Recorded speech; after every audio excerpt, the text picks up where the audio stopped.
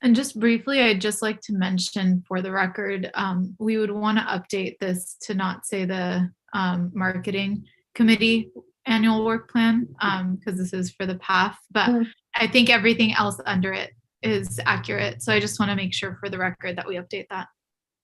Yes, clearly an oversight by staff. No, that's okay. It happens. And then I see board member Jenkins with her hand raised. Yes, thank you. I have a question. Matt, what would be something that might come up that we would have to revise this during the year or in November? As I don't know that it's happened since I've been on the board, but I'm assuming there could be some things that would come up that would maybe lead you to believe you need to revise some of our work plan. Well, the items that are on here are items that we always have done with the committee. There have been times with other committees where we've had to schedule additional meetings based upon something unknown presenting itself that we wanted to run by the committee. So that could be the case, that we could come back and request to schedule additional meetings to discuss a specific topic that it's not agendized. I mean, if the economy were to fall off the bottom, maybe we will schedule a meeting to have a discussion regarding information that we've received regarding that. But there is a process in place for us to be able to add additional meetings. Okay, thank you. You're welcome. If I may, this is Lori. The board policy simply states that this is an approval of a work plan, but the meetings themselves are in accordance with the Brown Act. So there can be, we can subtract or add meetings based on compliance with the Brown Act. Okay. Thank you. Anybody else have any questions or comments with regards to the work plan? Okay, I don't see any hands raised. So, and I see that Yoon has unmuted herself. So did you want to add anything? I will try one more time to see whether I can be heard. Yes, it sounds crystal clear. Okay, great, thank you. I had IT here in my office helping me resolve my technical issues. Yes, you sound great. So perfect. And then I if there isn't anything else on this item from any of the board members or our staff, Anthony, I'd like to ask if we have any public comments for this item. Do not, ma'am. Okay, great. So at this time, we'll go ahead and end the public registration to speak on this item. And then may I go ahead and have a motion to approve the calendar year 2022 PAF committee work plan? Jenkins will move. Hinsey will second. Okay, great. Motion by Jenkins, seconded by Hinsey. And can we go ahead and please call the vote?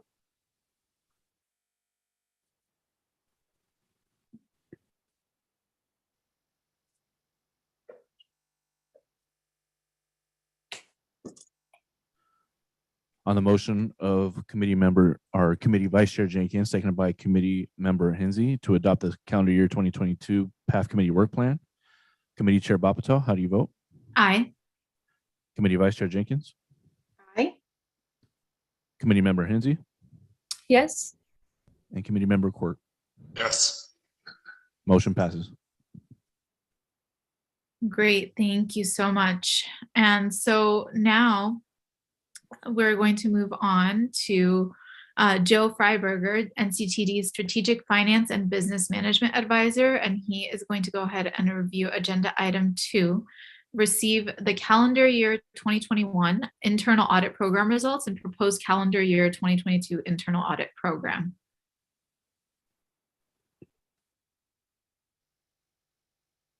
Okay, thank you very much. Can you hear me okay? Yes. Oh, good. Let's see. Video may not be working right, but in any case, yes, my name is Joe Freiberger. I'm with Nctd.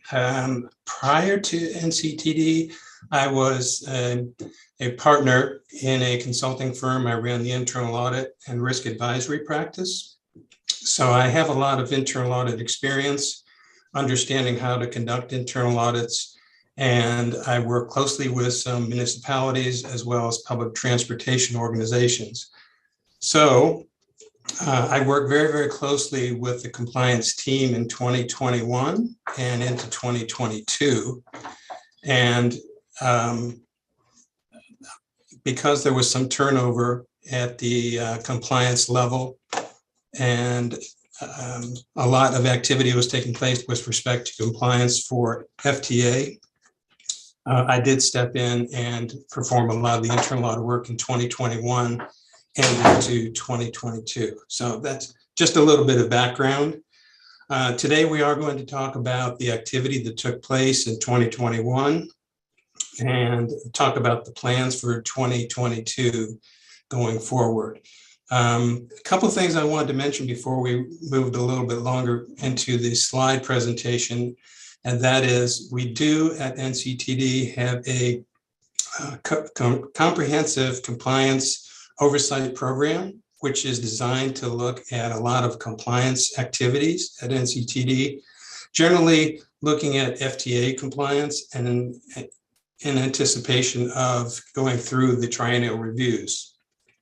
Those reviews are focused quite heavily on compliance. And then also we have external audit firms that will do the single audit every single year, as well as audit the financial statements. I mention those because when we do our internal audit work, we take into account the work that those other parties are performing, which means we don't want to duplicate their efforts. So there's a little bit less effort, if you will, on government regulations. And there is less effort, if you will, on financial accuracy and preparation of the financial statements. So I just wanted to mention that going into what we're going to talk about today. And then as a general comment too, I would say as far as our internal audit methodology is concerned, we use several different techniques. We do reviews of policies, procedures, pertinent documents. We interview the right folks that are performing certain activities. We observe what's going on, and we conduct some test work. So those are all the things that we do and all of the audits we perform. And that's the methodology we use going forward. So that's sort of an introduction, if you will, to the internal audit process. And if we could move then on to the first slide. Next slide. Thank you. So this is a summary for you regarding the purpose and the mission of internal audit. We do have a charter that spells out, here's what we're going to achieve. This is why we exist within Nctd. And we do have a philosophy of improving and identifying ways to improve fiscal management operations. We do provide some assurance regarding internal controls. Internal controls and a lot of literature and conversations you might have with others would say, well, those are checks and balances. Those are the policies, procedures, processes in place to make sure that everything gets done the right way. So we concentrate very, very heavily on that. We do have opportunities to look for improvement and look for efficiencies and way of making systems more effective and efficient. So you can see through there that there's a theme of really looking at processes and looking to make sure we do have good controls and there's some efficiency involved in the process itself. Next. This is a committee charter with respect to the PAF committee. So this outlines the key issues that PAF would concentrate on. And obviously one of the reasons why we're talking today is to look at the internal audit work plan going forward. We're going to discuss that in a few minutes. You want to look at the whole coordination of our internal audit efforts, our plans.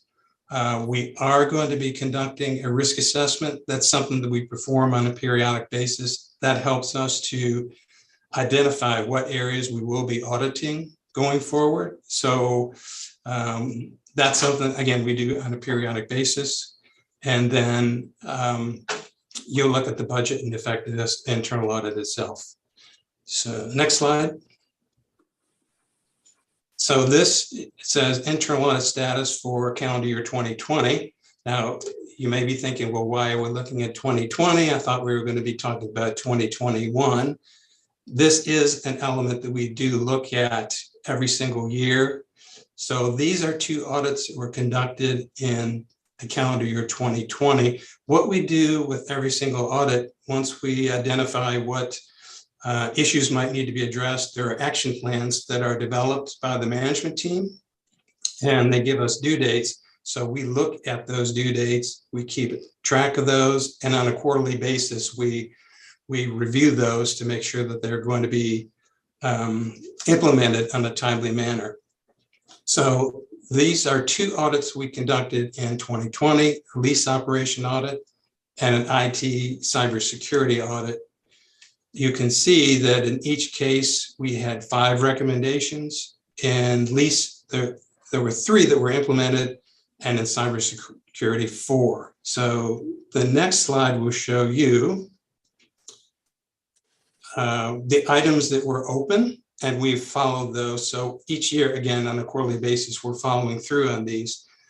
In the lease area, there was a recommendation to have a lease administration system set up. We identified that the overall administration of the lease operations was effective, was working well, but it's very manual intensive. So we recommended that there be an automated system in place.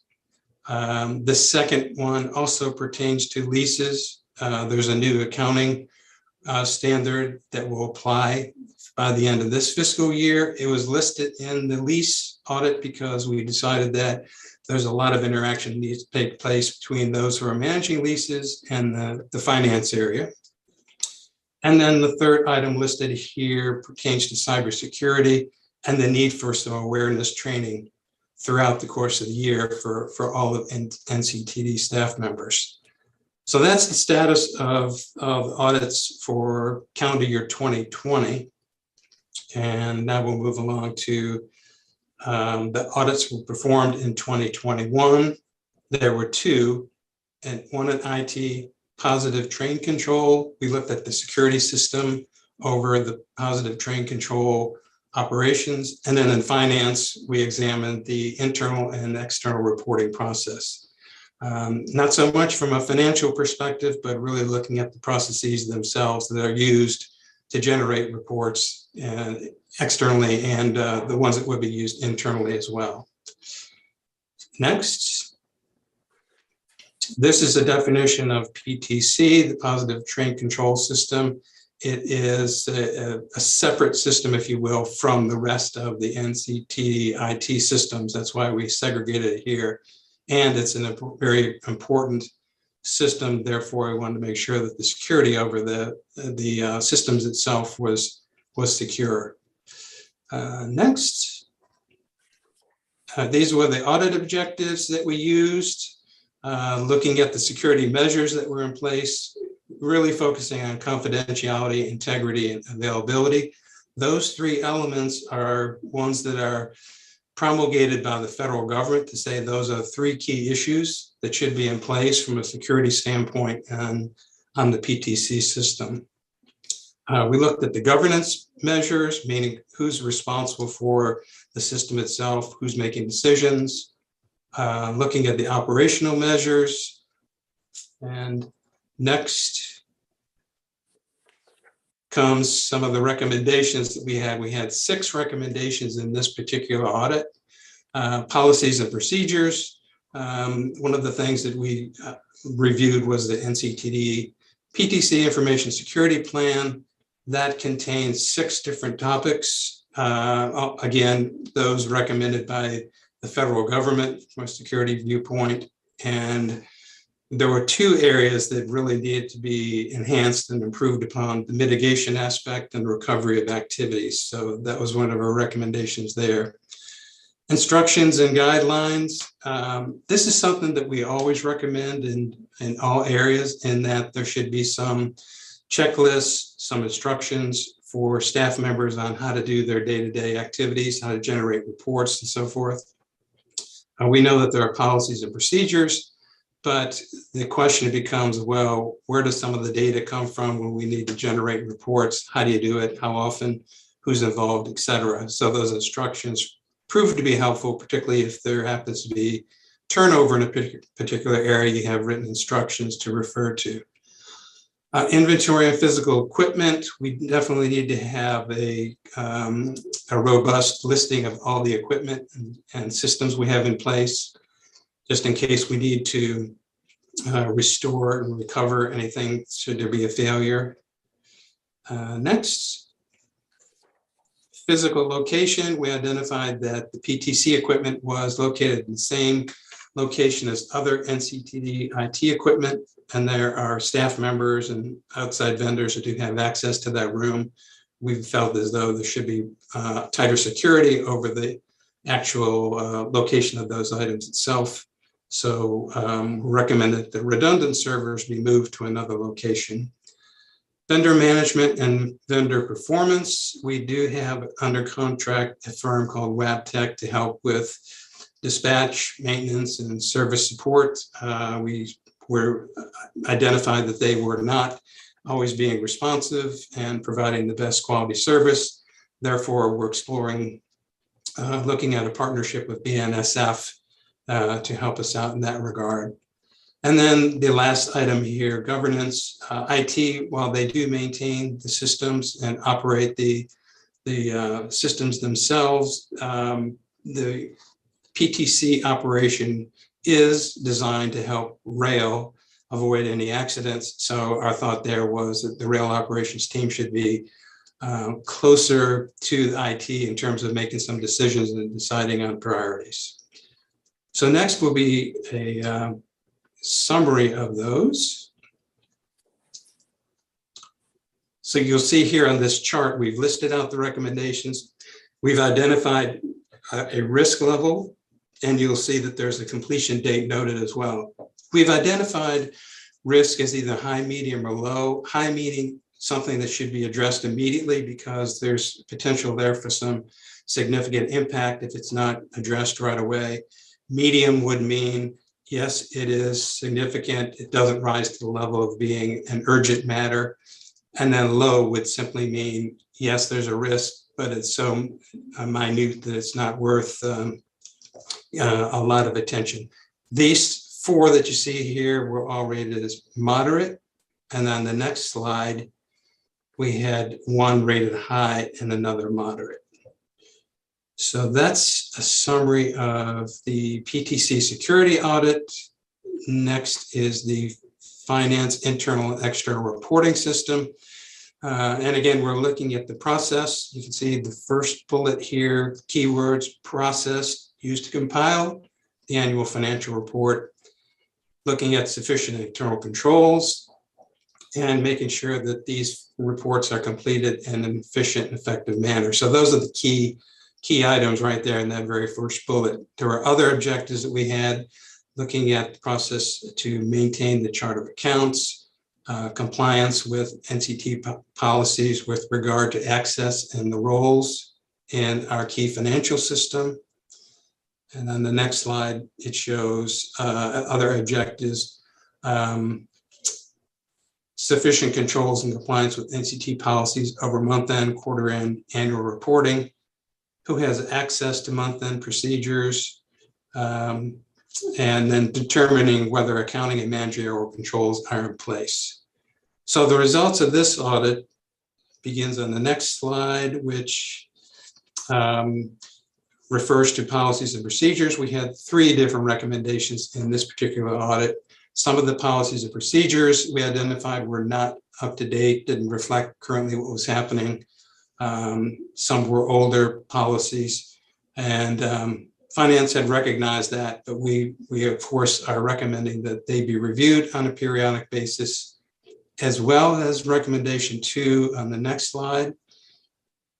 And here again, we're talking about some instructions and guidelines that should be provided by the staff and to the staff. Those 2 together we're suggesting should be reviewed on an annual basis to make sure that they're up to date and everyone understands and has been trained on how processes should work. And then the third item we had pertained to, as we were reconciling some of the accounts, we noticed that some of the accounts that were appearing in the accounts receivable were aged, probably not going to be collected. At that particular time, there was no NCT policy with regard to how to write off old items that should be moved off the books and no longer carried forward. Now, next we'll show you that. Here's the summary, and you can see that those three items that we've just discussed have been completed. Number two would be an ongoing one, continuing to update the instructions and guidelines. So moving along, we're talking now about 2022.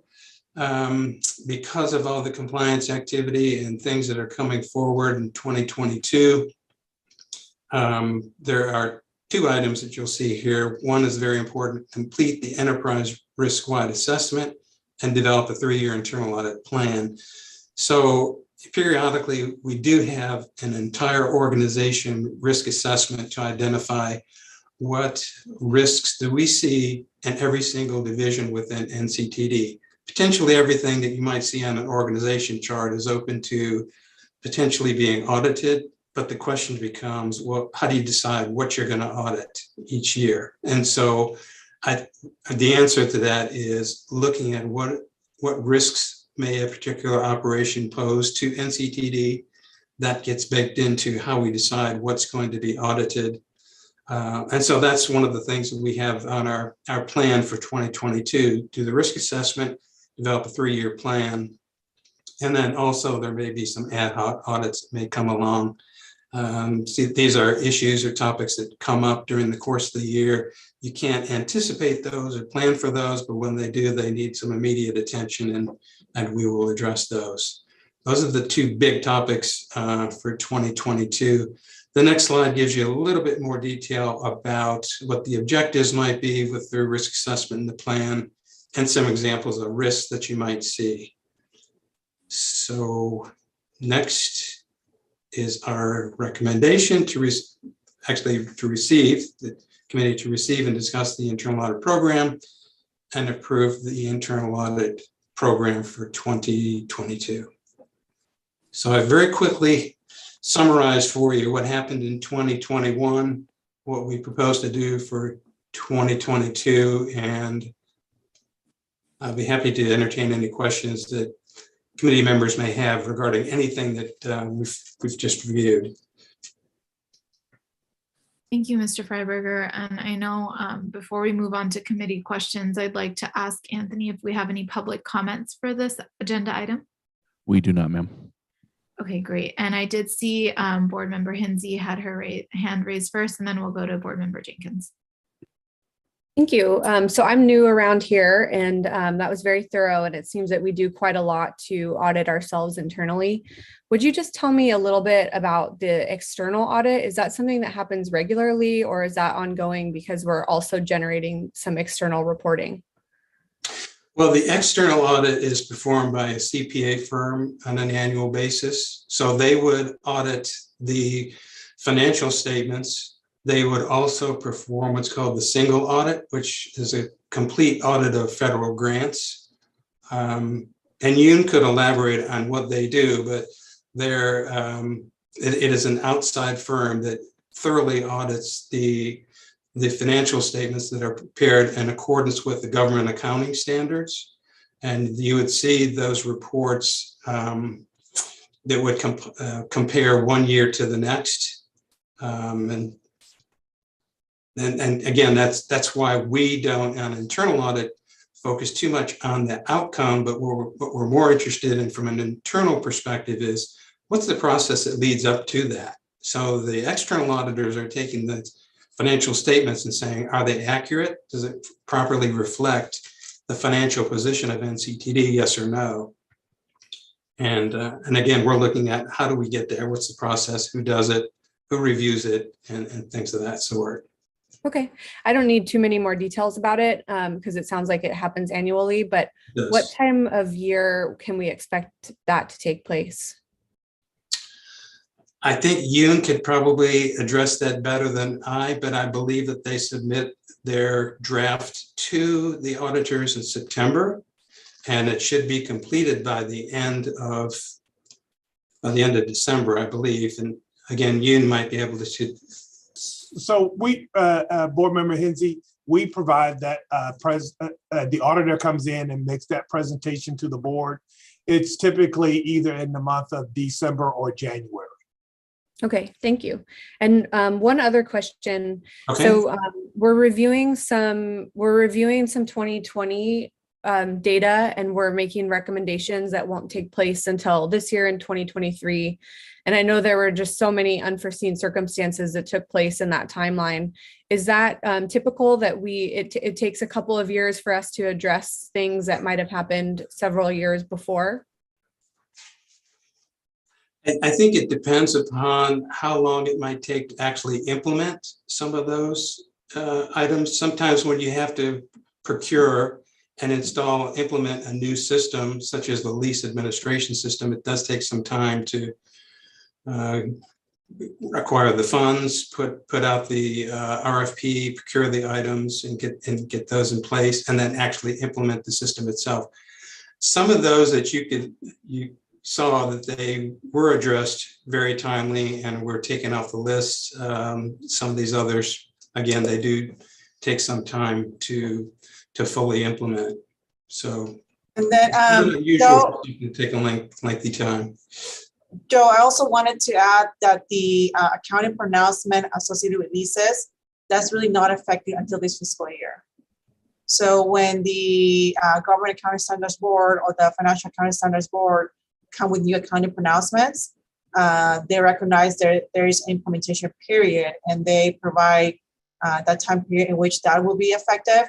So in the case of leases, that's not applicable until this fiscal year ended June 30th. That's exactly right. At the time that we issued the report, the standard was going into effect in the previous fiscal year. But when COVID interrupted everything, then the standards board said, well, we're pushing out the due date. So you're exactly right. It's not coming up till at the end of this particular fiscal year. But at the time we issued the report, it was much, much sooner. That's why we had put it on the radar, so to speak, to say, hey, we really need to put together a plan and address that.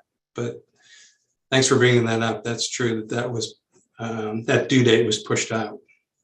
Yeah, that makes sense. And that's kind of what I was just trying to understand as a new board member. If we were affected by some of these disruptions because of all the circumstances of the last 2 years, or if this is just sort of business as usual. So thank you. Yes. Thank you, Board Member Hensy. Board Member Jenkins. Yes, I have a couple questions. On page 4, you talked about the cybersecurity training.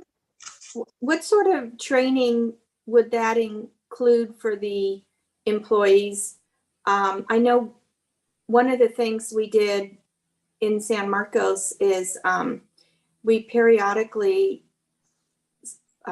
receive an email from what looks like a city address, and it says click here for something, and it's really a check to see, are we going to click on that or not? Mm-hmm. Or are we going to call somebody and say, what is this? So what sort of training do we do? Well, let me say that with regard to cybersecurity, I've seen a report by an outside firm called Deloitte, which is a large respected firm. And they put out a report stating that in 2021, 90% of all cybersecurity issues were the result of human error. That means someone has received an email, they clicked on a link, or they improperly gave out their password, and one way or another, someone made their way into our system and caused some significant problems.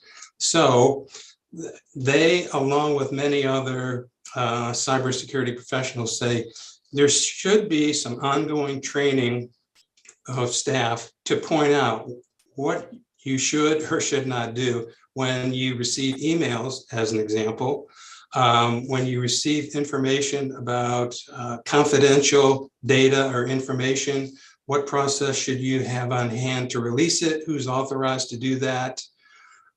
So it's an overview of here are some of the common things that are coming about in terms of phishing or malware or things to watch out for. It's probably not very, very extensive, but there can be videos that can be obtained to show people here's what you should or should not do.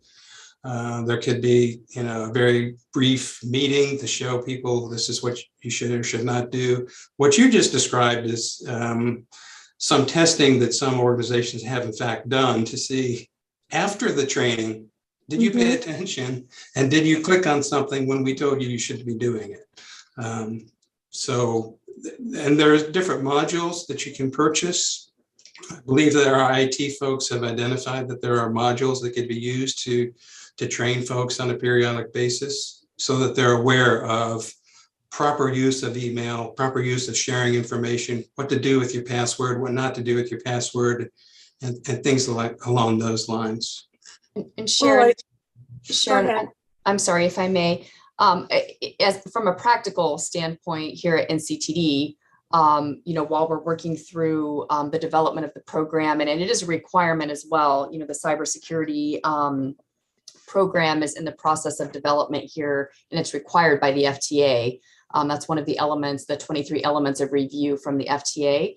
But from a practical standpoint, what we're doing today, and I don't think Ryan Cashin, our IT chief, is on this committee call today, but we get periodic emails from the IT group here saying, hey, look, just a reminder, you may be receiving, emails that might look like this or might request you to do certain things. Just a reminder, that we are to forward those immediately to IT for them to examine them and make a determination as to whether or not it's, harmful to the system. So we do receive, very periodic emails and communications from our IT staff, sort of, giving us a heads up and helping us to understand what these threats might look like. Okay. And then my next question is on page 6. It talks about PTC.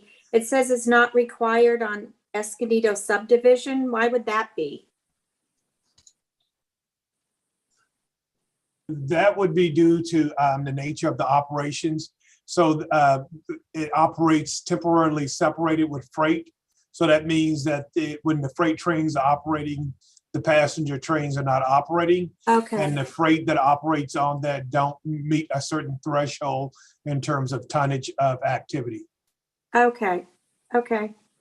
And then my last question is on page 16, where it talked about account write-offs. What type of items or vendors would we be, or I guess they wouldn't be vendors, they'd be clients. What type of items are we talking about, and what dollar amount? It'd be somebody that owes us money for what? It could be anything. It could be lease money or something that anybody was due to the district for a variety of services performed by the district. It would fall in that category. And then if we had to write something off, I'm assuming we wouldn't do business with them further? I think each of those are evaluated on a case-by-case basis. I don't see a lot of activity related to it. Sometimes these are very historic items that have been on the books for a long, long time, and then you try to do the reconciliation, and literally it's probably impossible to identify that entity. Okay. What sort of dollar amount are we talking about? Well, I've seen in the past it was rather de minimis dollar items, but we can get you a report around it, but nothing that I would deem overtly significant. Okay. But again, we can pull the detail. Okay. And I would concur. I don't think there was anything significant that we saw in terms of dollar value. So it didn't appear to be alarming, but it was just a certain situation where month upon month, you're continuing to carry a balance, knowing that you're not going to collect it. So it just makes sense to remove it off the books and not continue to carry it forward. Okay, I don't need to see the detail. I was just kind of surprised to think we would have write-offs on something, but okay, thank you. All right, thank you, Board Member Jenkins. Anybody else have any other questions?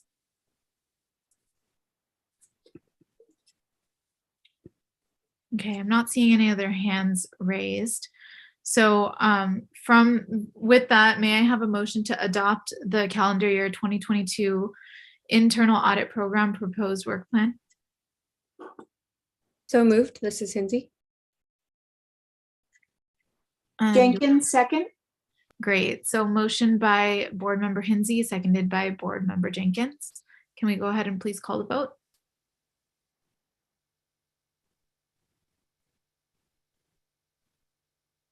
On the motion of Committee Member Hinsey, seconded by Committee Vice Chair Jenkins, to adopt the proposed calendar year 2022 internal audit program, Committee Chair Bapatal, how do you vote? Aye. Committee Vice Chair Jenkins, Aye. Committee Member Hinsey, Yes. Committee Member Quirk. Yes. Motion passes. Great, thank you. And now we are going to move on to item 3, and Yoon Park Lynch, our Chief Financial Officer, will go ahead and review that. And that's going to be receiving the draft proposed fiscal year 2023 operating budget to receive feedback from our committee prior to the board receiving a presentation next week at the May 19th, 2022 meeting. And this will basically be to support the adoption of the budget at the June 16th, 2022 board meeting. So with that, I'll go ahead and pass it off to Ms. Park Lynch. Good afternoon. In the next few slides, I will be presenting the proposed operating budget for the next coming fiscal year.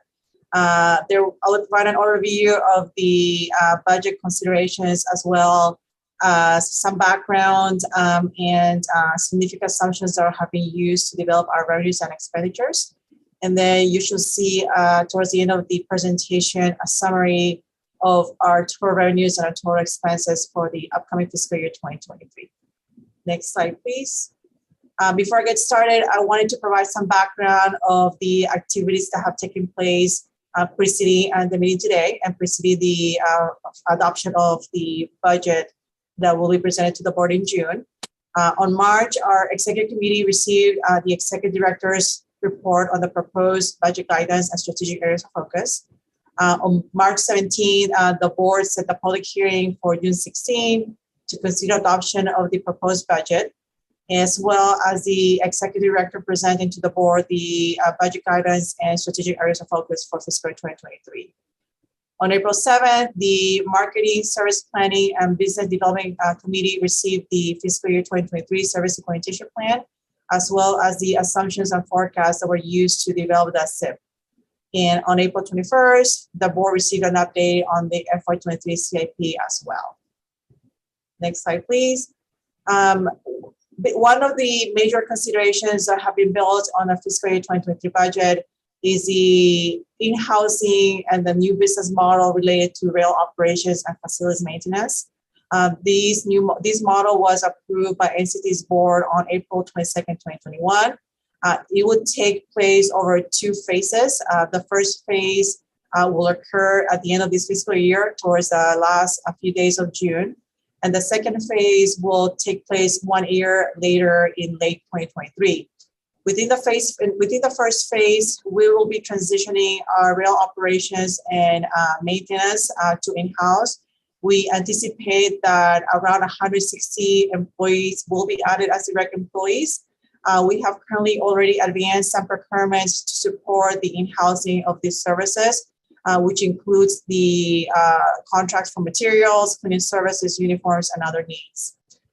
Towards the end of fiscal year 2023, we will move into the second phase of the in-housing for signal, maintenance of way, and facilities. That is anticipated to bring about 80 FTEs in-house to Nctd. We will have to reprocure a significant amount of special contracts that supports our maintenance away, as well as the maintenance of signals and maintenance of facilities. One thing that I do want to bring up is that as we are transitioning from a contracted model to an in-housing model, there may be some duplication of costs as these contracts are expiring.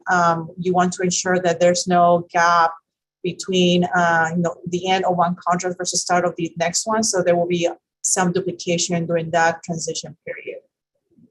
Next slide, please. Significant assumptions and considerations that we have to think about coming this fiscal year 2023. Impacts on the economy. This is something that's impacting across all industries and organizations, and it's related to high inflation and labor shortages. We experienced that in FY22, and we anticipate that they will continue through 2023. We also have to, our budget also includes proposed costs that we have to include in order to ensure bus operators' employment, low vacancies, and make sure that we retain those bus operators. Coming into fiscal 2023, we are all seeing today the high cost at the pump for fuel, and with the geopolitical issues that are happening worldwide, we anticipate that those high costs will continue into FY23. Customer ridership, we have seen a steady recovery from COVID-19. However, we do not yet anticipate a full recovery in this coming fiscal year. One thing that we also have to consider for this FY23 coming fiscal year are the costs related to positive train control. Currently, we are towards the end of completion of the PTC project. And once that project is fully spent by December of this coming year, all costs associated with the operations will become fully operating expenses. And for this coming fiscal year, those costs have been included in our operating budget.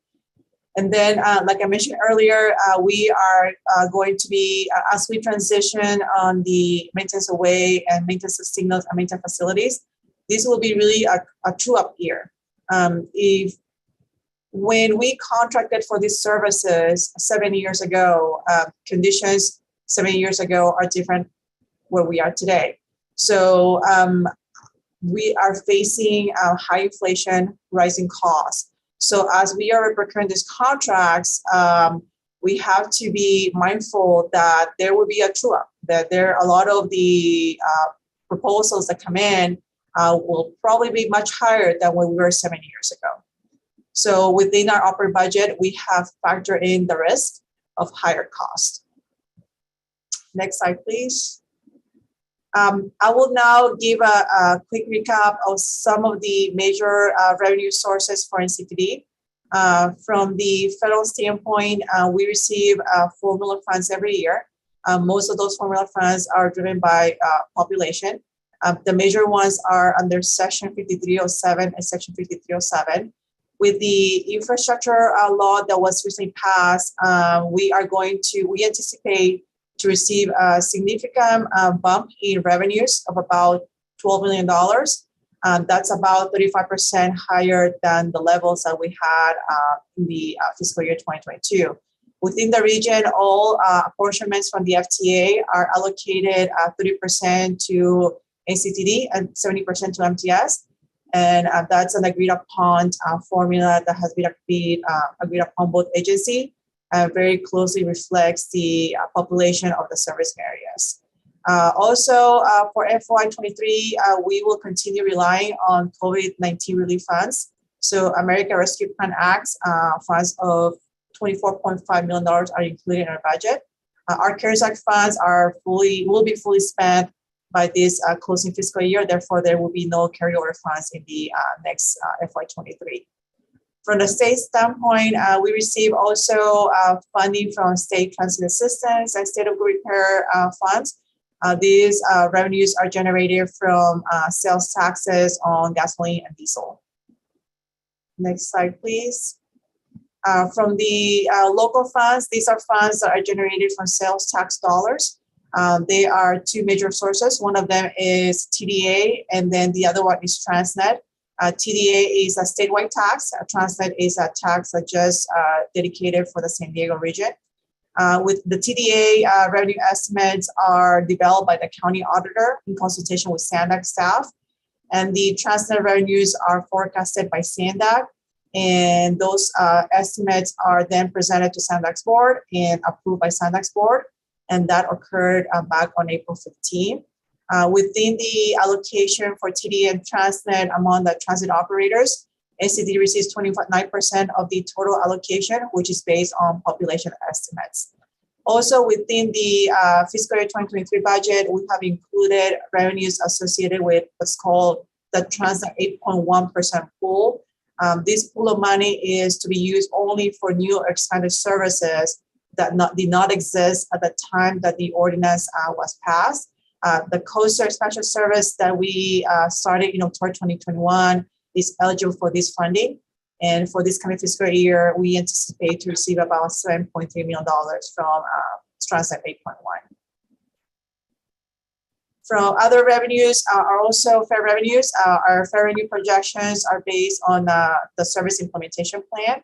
And also, as everyone is aware, there is a brand new subsidy for youth 18 and under that came into effect on May 1st that allows them to ride free on all transit services except for paratransit from May 1st, 2022 all the way through June 30, 2023. So it's a 14-month period.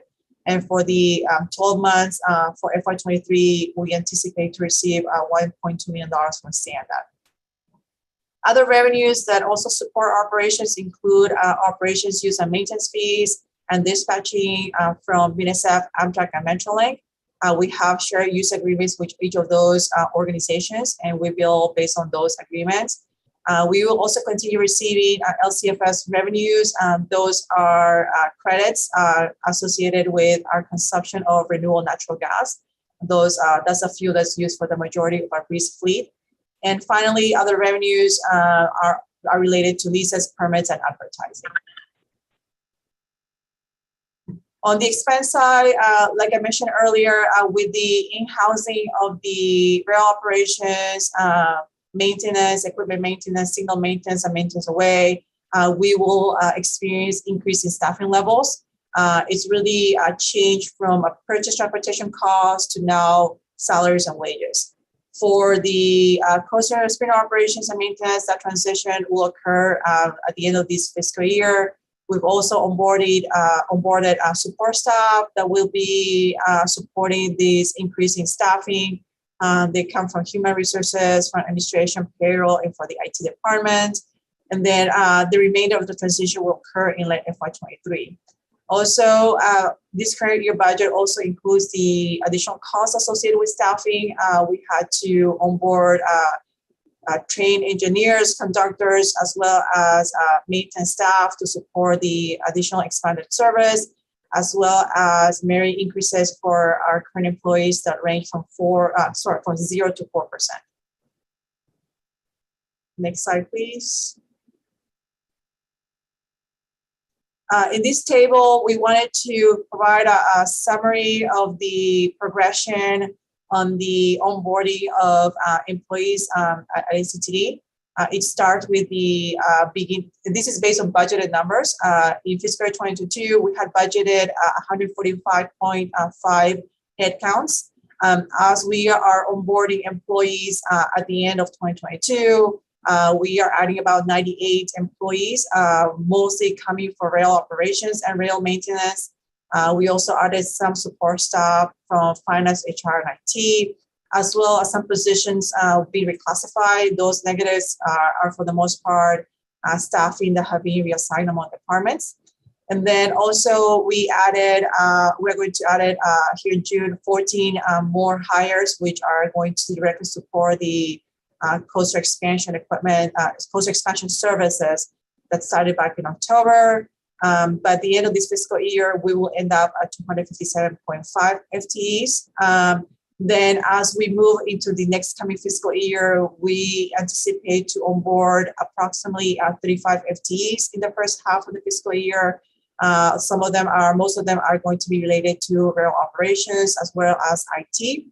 And then through the second half of the FY23, we anticipate to onboard the remaining in-housing for maintenance away, maintenance of signals and facilities, and that's where you see the majority of the headcounts coming from. So about 80 FTEs will be coming towards June of 2023. Other significant assumptions is that under the rail contract with Bombardier, we will be in-housing rail operations and maintenance. However, we will need to continue having some services provided by them. Those include maintenance of signal and maintenance away, since that's not going to happen until towards the end of the fiscal year. We also have some limited costs associated to the coastal bi-level cars, as well as 2 months of train cleaning. And that contract is subject to contractual adjustments, not to exceed 3%. And so for this coming fiscal year, we'll have a 3% CPI, but I just wanted to bring up that CPI was in reality closer to 6%. But because there's a cap, that escalation will be limited to 3%. Next slide, please. Also within the agreement, we will continue the agreement for our bus operations and maintenance that will be ongoing through the entire fiscal 2023. That contract is subject to both CPI adjustment as well as wages that are contracted with the collective bargaining agreements. Within our budget, we did include increased wages for bus operators beyond the collective bargaining agreement. As I mentioned earlier, our goal is to ensure that we hire and retain our bus operators. Other significant sanctions for FY23 are associated with the cost of diesel, gasoline, and compressed natural gas.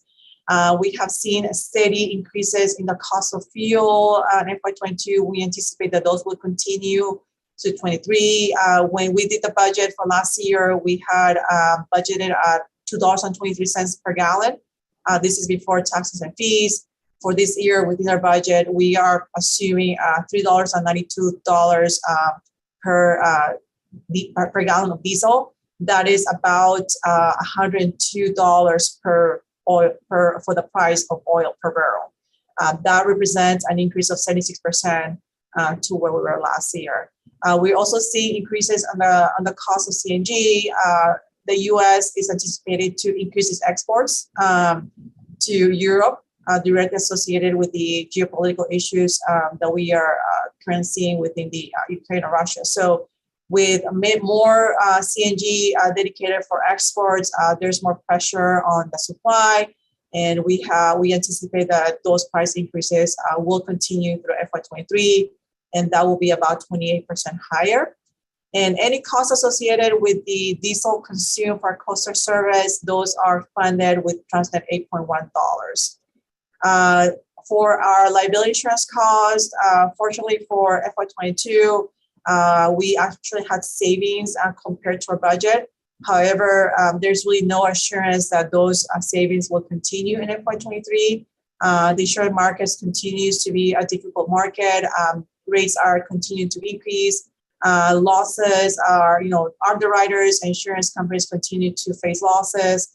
And with that comes an increase in insurance premiums. Next slide, please. Also new for this coming fiscal year is the full budget of the Sprinter Technical Support and Material Management Services Agreement. On December, our board authorized the execution of agreement with Siemens.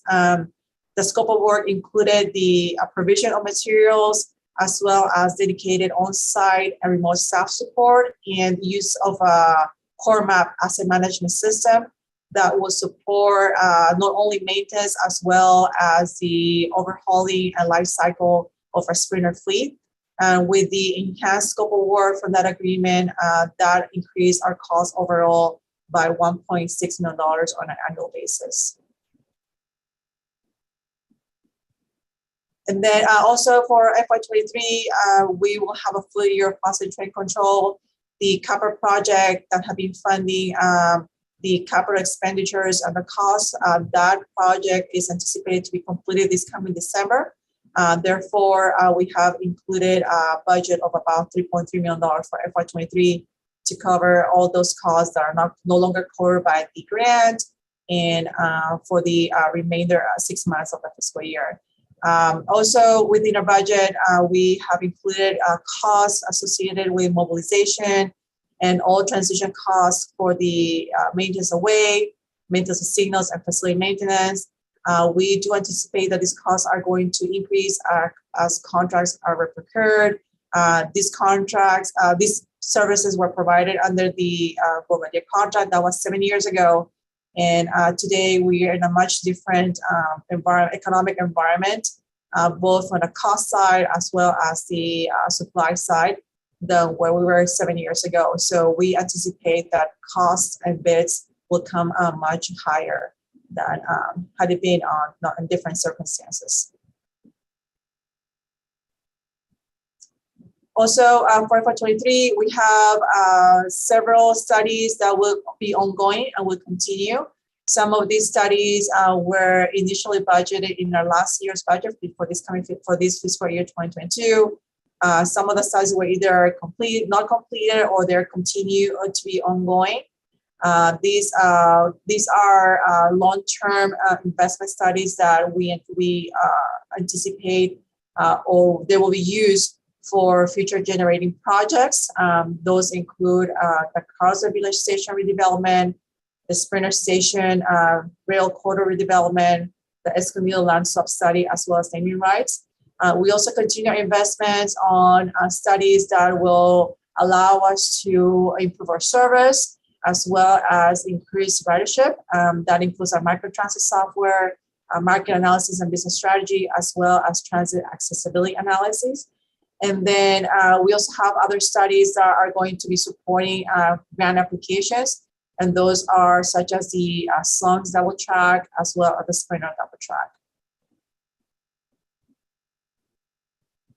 And here in this table, you will see our operating budget. As you will see, we anticipate to have a balanced budget. We are required to have a balanced budget.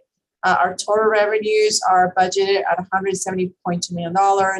And our total expenditures, we're budgeted at $170.2. The big change will be between purchase transportation and salaries and wages. As you can see, our purchase transportation will go down, whereas our salaries and wages will go up as we are bringing all these employees in-house.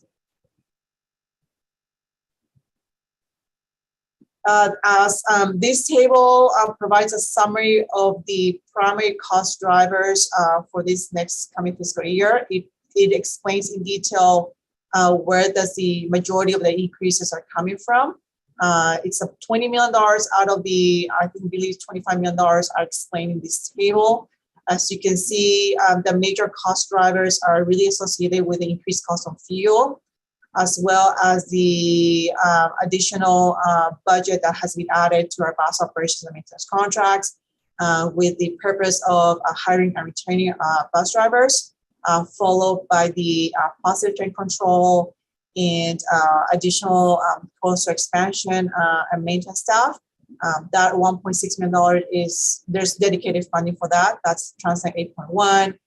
We are also budgeting going to experience increases in our general legal services, as well as the cost from our Sprinter technical supports and material management agreement. In this table, we are illustrating our major sources of funding for our operating budget. As you can see, 31%, almost half of our budget comes from sales taxes. Transnet and TDA, those are local funds generally directly from sales taxes. And third and fourth, we will continue relying on federal relief funds from the American Rescue Plan, as well as federal formula grants that those funds are specifically earmarked to support preventive maintenance costs. Those federal formula grants, they cannot be utilized for operating costs. So those are specifically dedicated for maintenance activities. And finally, our biggest pools of costs continues to be purchase transportation, although to a lower extent than what we've seen in prior fiscal years, as we are insourcing the different areas of operations and maintenance, and then followed by our employee salaries and wages, and then by professional services. I also wanted to provide here in context, within our budget policy, Nctd's policy is to always budget expenses and revenues in the worst case scenario, meaning that we always want to budget revenues on the low end and expenses on the high end in order to be able to react and be prepared for any unforeseen changes, either in revenues or expenses. So within this table, you will see that in the last 5 fiscal years, we continue to achieve budget savings, meaning that our actual costs were much lower than we had budgeted. For FY21, we were almost $17 million lower than we had budgeted. This fiscal year, we anticipate budget savings of $10 million. So again, as you can see, historically, we have been, based on our conservative approach to developing our budget, we are able to achieve these budget savings. For the next steps, next week, we'll be presenting our proposed budget to our full board. On June 1st, we will be releasing our full budget document for public review and comment, as well as our classification compensation schedule, the right-of-way cost recovery fee schedule, as well as our service implementation plan. And on June 16th, we will hold the public hearing, and the board will be requested to adopt the final proposed fiscal year 2023 operating budget and all the other related documents. And that concludes my presentation, and I am available for any questions. Thanks, Yoon. And I know that's a lot of work. So first off, thank you to you and the team for working on that. I know every year looking at it and continuing to keep us, moving in the right direction is very, very well managed. So with that, I'll go ahead and ask if there are any public comments at this time for this particular item. There are none, ma'am. Okay, so we'll go ahead and end the public registration to speak on this item, and I'd like to go ahead and move it over to the committee. And it seems like we have Board Member Quirk who raised his hand first, and then Board Member Hinsey will go second. So Board Member Quirk. Great, thank you. My question is a bit of a refrain from questions that I asked last year, and it's just trying to understand, how we approve the budget in the context of longer term results. I was doing a little bit of research on, for instance, the bus ridership, and over the last 10, 12 years, the numbers are down fairly substantially. I think they were down about 37%, if my numbers are correct, from 2007 to 2019. And then we had the COVID, and remote work impacts following that. And so I'm just trying to understand, how should the board be thinking about, this budget with some data that shows ridership numbers have been down for a long time? Thank you. So Yoon, let me take that question. So first, Mr. Quirk, the context of answering that question has to also consider that the Sprinter came online during the time period that you identified. So within that time period, services that were previously operated by bus transitioned to the Sprinter service.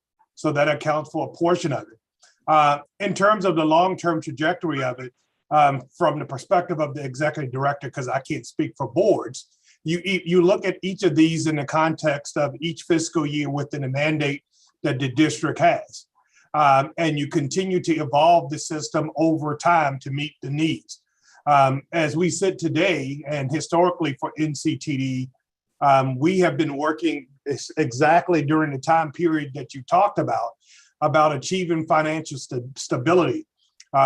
I'm not aware if you were involved publicly, but at the time that I arrived in 2008, the district was facing a 5-year deficit that exceeded $80 million. And the district lacked the financial capacity to do significant improvements. So over the last decade, the district has been working consistent with the mandate under which I was hired to really reshape our budget. And as you can see from looking at where we sit today, we're in a dramatically improved posture in terms of our operating budget. And now with the passage of infrastructure legislation that occurred at the state a couple of years ago, combined with recent federal, NCTD is positioned to be able to make significant improvements to the system that will make it a better and easier choice for people to use the transit system. And this is going to evolve over time as the region develops and redevelops land use that is going to be more supportive. So from my perspective, you never invest in something that you're willing to willy-nilly discard. All of these investments in our transportation system and all facets of things that are involved in public funding are long-term investments that are identified by typically our local and government, state and federal leaders, and then put into action. So my perspective is that the district is right at the beginning of being able to make some transformational changes as the region begins the process of reshaping the land use that currently exists in North County. Okay, thanks, Matt. Appreciate that. And I understand that the budget is in much better shape through lots of different funding sources. But again, when I just look at what's the core mission of the NCTD, I think it is to provide ridership. And I'm trying to think long-term oriented. So, and I really genuinely hear what you're saying there. I'm just looking at the numbers, and I do recognize that the Sprinter started, but in 2008 or whatever it is. But I think the numbers for the bus, for instance, are down quite a bit more than what the Sprinter added. So, just again, I'm just trying to make sure that we're looking at the long term as well as the past year and the next year or so in terms of the budget. So thank you. Welcome. All right, and I'll go ahead and pass it off to Board Member Hinsey. And after that, I know Board Member Jenkins also raised her hand. So I will call on her after Board Member Hinsey. Thank you. That was a really thorough presentation and really enlightening just to see the snapshot of where we're at in this really volatile moment of time. My question is also about taking a look at maybe the next 5 or 6 years. In the city, at least, we look at the next 6 years to be able to budget for that. And I'm curious to know if the board will be seeing a projection that's a little bit longer when we do adopt the budget. And also, if Matt, you could just talk to me a little bit about, I know that you've got this track record, it's so solid. I look at the savings that we've achieved over the last couple of years that we've budgeted, and we have been under budget, which is wonderful.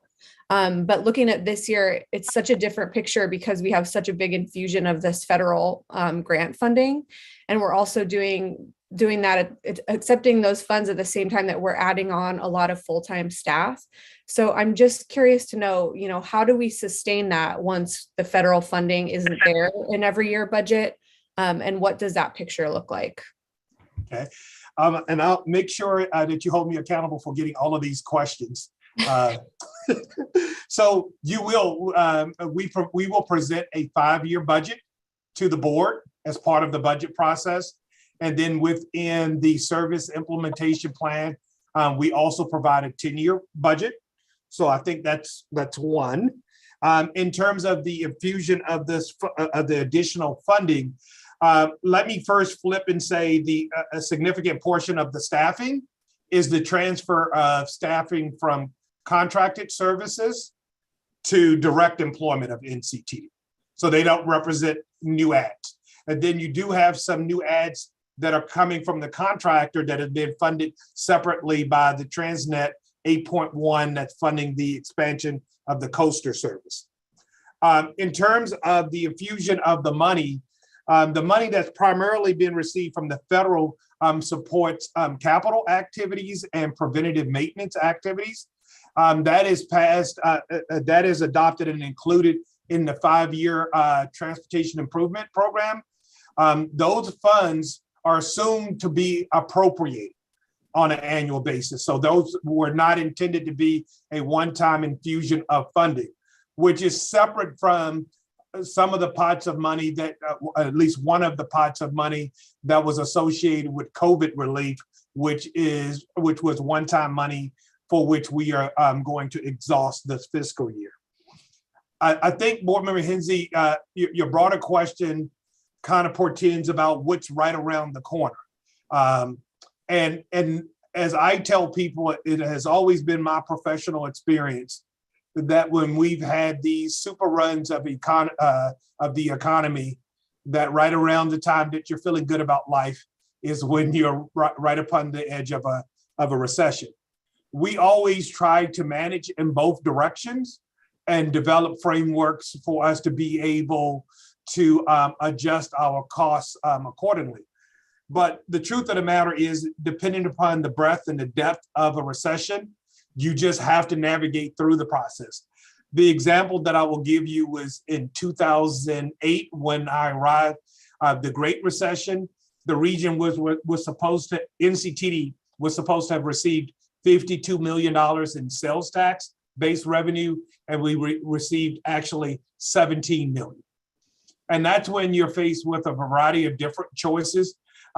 Typically, and I think per our board policy, our funding can't be used or savings that we have within our reserve to fund one-time needs.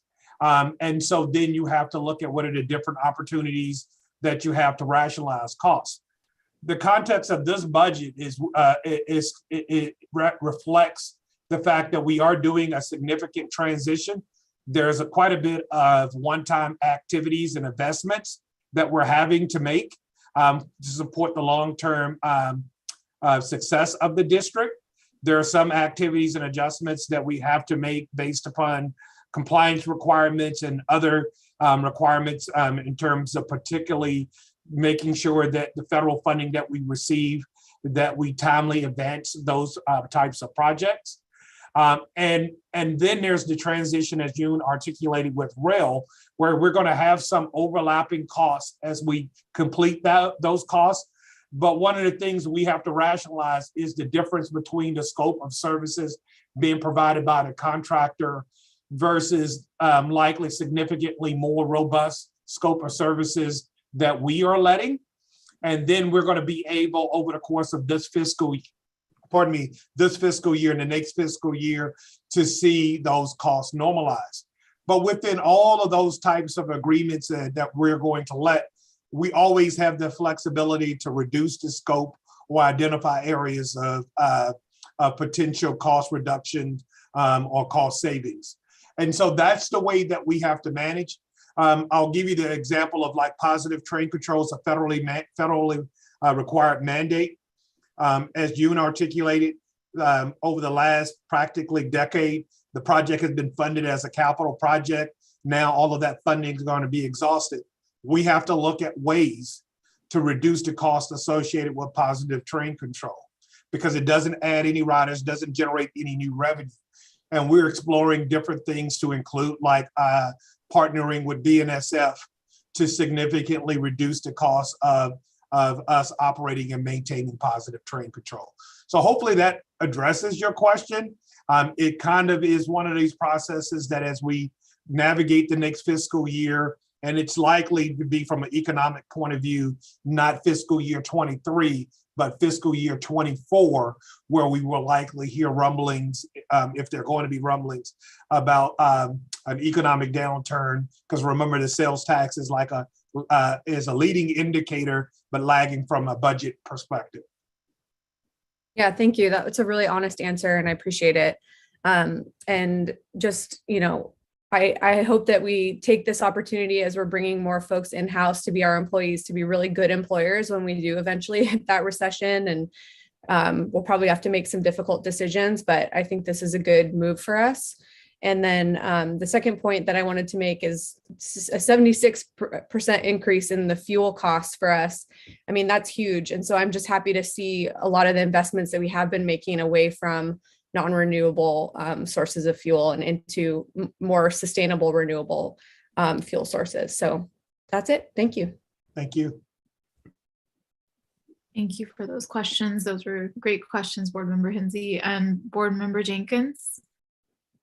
Can you hear me? Yes. Okay. I have a couple questions. On page 4, where it talks about the state funds and the income we receive from sales tax on the different fuels and fees. What do we anticipate as far as, with the cost of fuel and all that? And there's been discussion in the past about the state may be changing some of the taxes and fees. What might we have to adjust if we don't get some of these funds? Do we have to change some of our expenses as it relates to these, or how do we make it up? Well, that will be a very interesting question because those funds are lockboxed. And so, I know there have been some discussions about whether or not the state would have a holiday as it relates to diesel tax, and those discussions also have occurred at the federal level.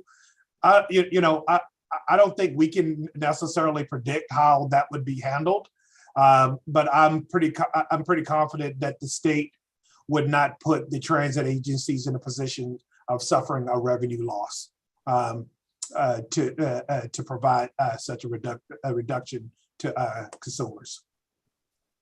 Okay. Hope you're right.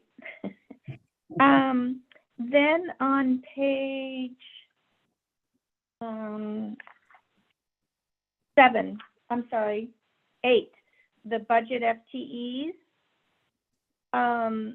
Are all of these transfers from the current vendor, or will some of these be new hires? Because we've been having trouble getting getting employees. So could we continue to have issues with these, or are these people moving over from the existing? So by and large, in terms of the transition to rail, we have met our hiring targets for that. And so the vast majority of people are planning to transition over to the district. We are still hiring some additional positions as part of this budget, but so far so good. I think as we sit today for phase 1 transition, we're looking good in terms of staffing. Okay.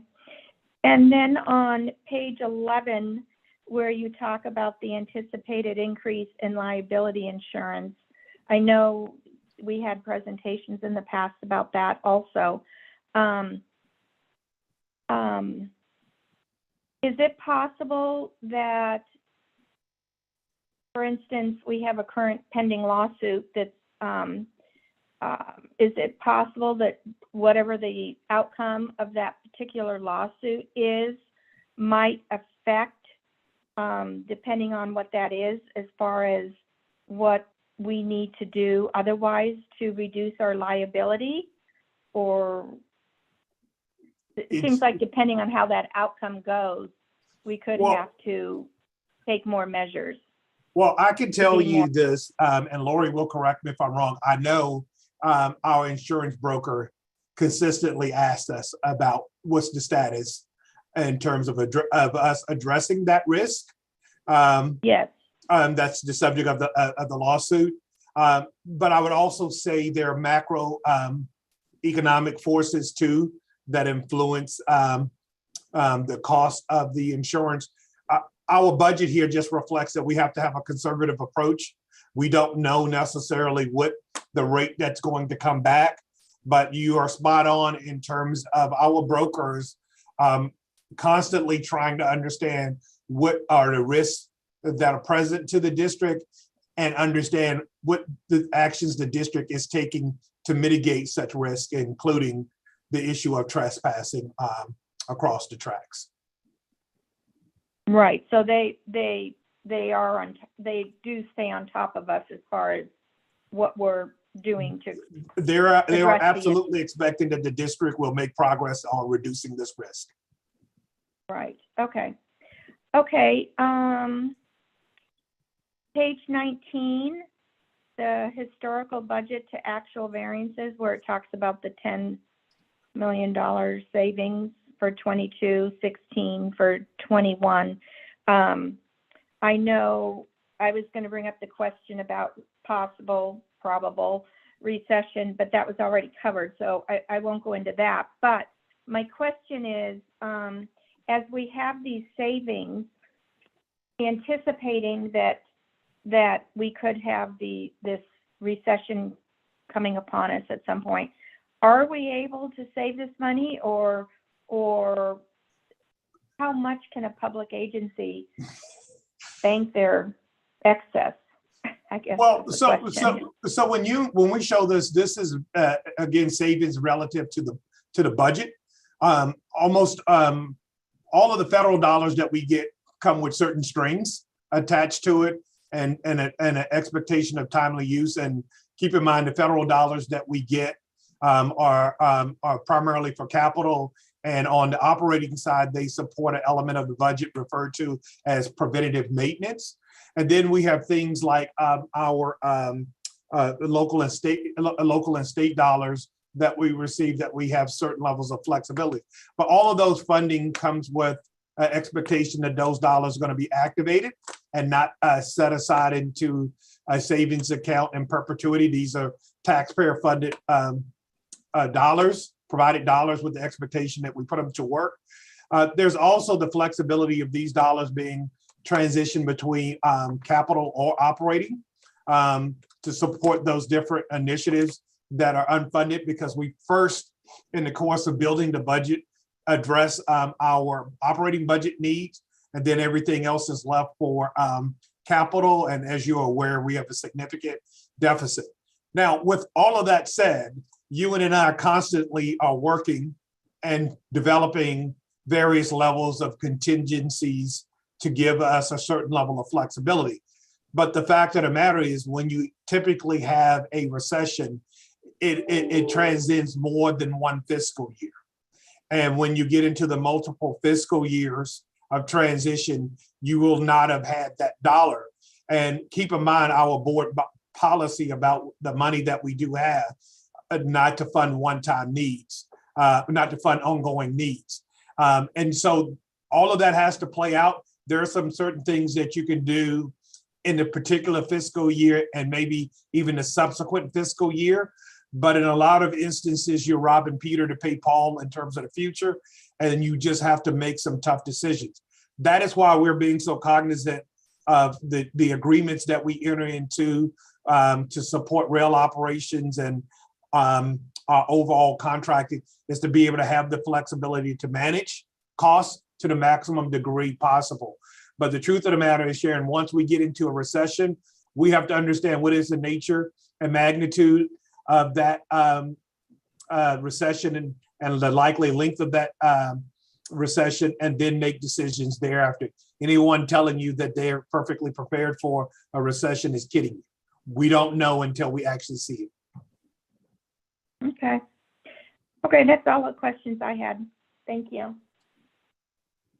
Thank you. And I actually have a question as well. So if we could go back to the slide, I think it talked about revenues generated from certain projects that we have coming up. And I think it was with I saw the Carlsbad Village Station on there, but I didn't see the Poinsettias Coaster Station. So I was just curious around, why we incorporated and included Carlsbad Village Station, but not necessarily Poinsettia. Human error, because it's bundled. Both of them are out. They're out to, as you're aware, they're out, and we're accepting proposals for both sites. Okay, so we will make the adjustment on the slide. We'll make the revision. Okay, yeah, no, I saw that and I was just curious. And so, okay, great. And I think many of my other questions were actually asked by my colleagues, so I don't have any other questions besides that one. And I know this was just informational, so we've received that report, and if there aren't any other questions by any other committee members, are there any other questions? I'd like to make another ask, and then we'll move on to the last item that we have today. Okay, I'm seeing none. All right, great. So we'll go ahead and move on to our last item. That is item number 4. And that will be Ms. Tracy Foster, Chief Development Officer, and she will review the agenda item, which is receiving the draft proposed fiscal year 2023 fee schedule. And that's required in order for us to adopt the full operating budget. And that'll be, of course, approved by the board and is approved on an annual basis. So we'll go ahead and move that forward. And Ms. Foster, you can take it away. Great, thanks. Good afternoon, PAF committee members. I'm going to bring us home with this item. So first, just a little bit of background to the cost recovery fee schedule. This, as you mentioned, it is approved by the board on an annual basis with the operating budget and supports the board's policy for real estate. That's board policy number 11 in establishing fair market value for various uses of Nctd property. The schedule itself includes fees for 3 categories. That's permits, incidental uses, and right-of-way support services. And I'll break each one of these categories out as in the following slides. So next slide, please. First up is the permits. Anytime anyone would like to enter onto Nctd property to perform work or other type of activity, a right of entry permit is needed. Or if someone is planning work on or around Nctd property, the review of just the plans is called the submittal review. So these submittal reviews, as well as the permit review and processing, is a thorough process and involves staff members, various staff members at the district. The time for any staff member involved in the review is tracked and then charged to the applicant at fully burdened rates. And for clarity, these fully burdened rates include an employee's base compensation, plus benefits, taxes, retirement, et cetera. So the fee schedule establishes these permitting activities will be billed at staff time actual costs. Next slide, please. Incidental uses can be a variety of different things, but a high-level definition is limited, authorized, non-transit use of district's real property. Referencing back again to board policy number 11, any incidental use of Nctd property shall be at fair market value and or charged the appropriate fees approved by the board through this fee schedule. And in 2018, a comprehensive study was performed and updated the fees for various incidental uses. This study looked at a number of other public agency fees in order to develop the district's fee schedule. As a side note, it is anticipated that we will be reviewing this study and the current fee schedule in fiscal year 23. So there is a possibility for updates come fiscal year 24. Next slide. So here you see all of the various incidental uses. It starts off with setup and administration, and that includes both a one-time fee for initiating a new agreement and also a recurring administrative fee that is charged annually once an agreement is in place. And then you have a variety of the incidental use fees. And these are associated with different types of right-of-way crossings or longitudinal installations such as electric, telephone, or pipelines. Next slide. And again, just some more use fees that have been established. Next slide, thanks. Lastly, we have our right-of-way support services. So currently the right-of-way support services are those that are performed by Bombardier under the Rail Operations and Maintenance Agreement. These services include roadway worker protection class training, flagging protection, and utility markout. The fees are escalated in accordance with contract terms, and for fiscal year 23, heard earlier that increase rate is 3%. In conclusion, and to next slide, please. In conclusion, and summarize just how the fee schedule impacts the FY23 operating budget. For each category, there would not be any impact. As permit fees are staff time reimbursement only, there's no budget increase. For incidental use, there is no change to the incidental use fees from FY22, and therefore no budget increase for new agreements. It should be noted, though, that all existing real estate agreements are increased in accordance with the terms of that agreement.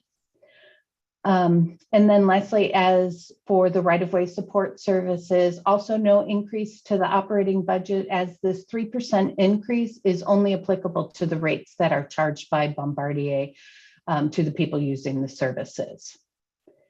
And that concludes my presentation. I'm happy to answer any questions. Thanks, Tracy. So before we get on to committee member questions, Anthony, may I ask if there are any public speakers? There are none, ma'am. Okay, great. So we'll go ahead and end the public registration to speak on this item. Are there any questions from the committee? Okay, I don't see anyone's hand raised, and I'm going to ask Board Member Jenkins, because I know you can't raise your hand if you have any questions.